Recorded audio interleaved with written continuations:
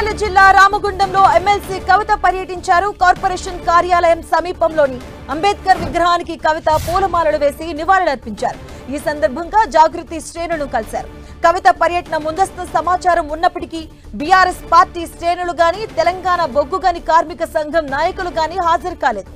దీనికి తోడు జాగృతి ఆధ్వర్యంలో ఏర్పాటు చేసిన ఫ్లెక్సీలలో కవితతో పాటు మాజీ సీఎం కేసీఆర్ తప్ప కేటీఆర్ ఫోటో లేకపోవడంతో నాయకులు విస్మయానికి గురయ్యారు.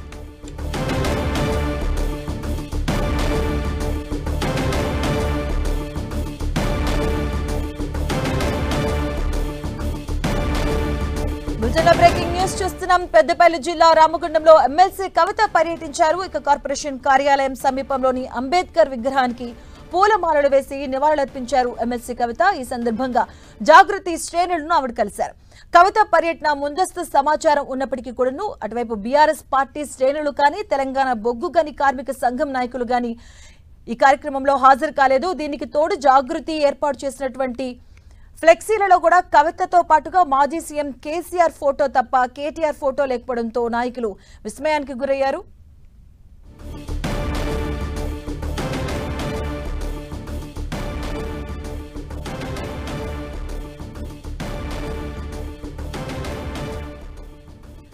పెద్దపల్లి జిల్లా రామగుండంలో పర్యటించారు ఎమ్మెల్సీ కవిత. ఈ నేపథ్యంలో అంబేద్కర్ విగ్రహానికి పూలమాలలు వేసి ఆయనకు నివాళులర్పించారు.